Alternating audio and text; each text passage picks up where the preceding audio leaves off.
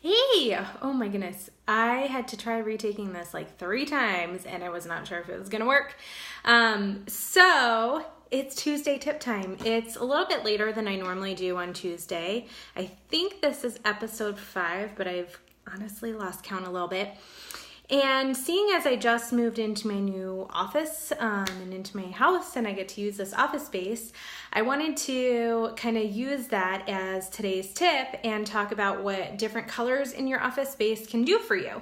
And so I did a lot of research and kind of decided on what colors I was going to use. And I did make some notes because I didn't want to get them all wrong. So in general, what I was finding research-wise is that blue is really good for your mind, and yellow is good for emotions, and red is really good for your body. So they said with blue, it's really good if you use your mind a lot and like you're very analytical. So like accountants are really good with blue in their office space. Yellow is more like emotional. So they were talking about yellow is really good for like psychologists and those people that are helping other people.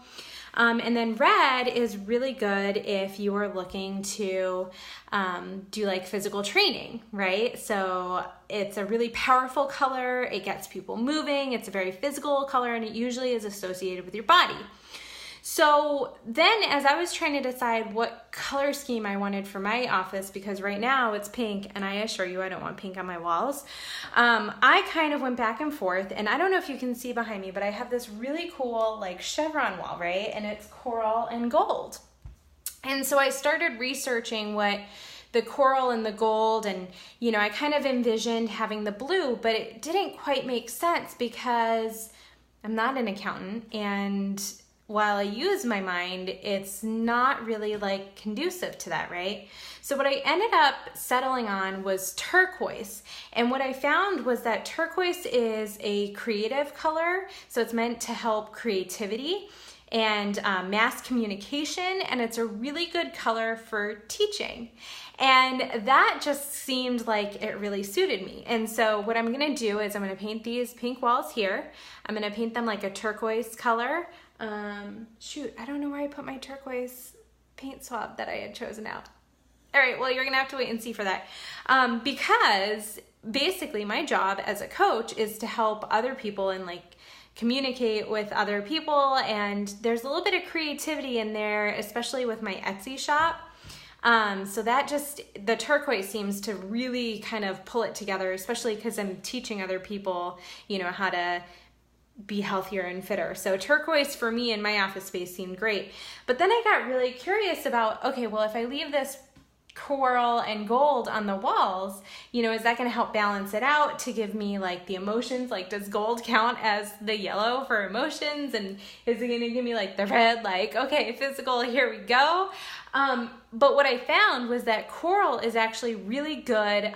It gives the impression that you're going to be pampered. So it's used a lot in like hair salons because it's kind of indicative of pampering.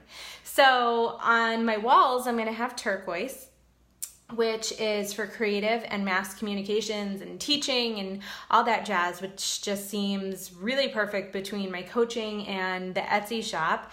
And then the coral for pampering, because it's a sign that you're going to get pampered when you come into my office. Now, nobody really comes into my office, but that's okay. So I wanted to share that. So that's your Tuesday tip, is just that your colors can affect your mood a lot, right? And we all know that because green kind of is that color that like when you see can go one way or the other. It can feel really green and good, or it can feel really like blah, right? So that's tip number 1. And this is a bonus tip that when you have an office space, especially if you're working from home, you want to have things on your walls that aren't going to be distracting. So things that are going to provoke creativity for you, but also aren't going to distract you. So right now, all I have up is my diplomas. I'm going to put up some of the awards and recognition I've received from coaching. I already have one of my flags up here. Oh, Jesus. I put my heat press machine, gonna start making some things there. I've also organized my drawers so that when somebody places an order, I can actually find the size and the color a lot easier. And then like on this wall or something, I'll probably hang up like the certificates and awards of recognition I've gotten there. The turquoise color is actually a little bit brighter than this. I wish I could find that stupid sample that I chose. But anyways, that's besides the point. That's the Tuesday tip. So if you are working from home, or if you have the option to paint your office space at work, whatever color you want, think about what you want to get out of that office space. Like, is it the mind, is it creativity, or is it the body? And then go ahead and paint it one of those colors or one of the color schemes. So hope this helps, and I hope you're having a great Tuesday. Bye.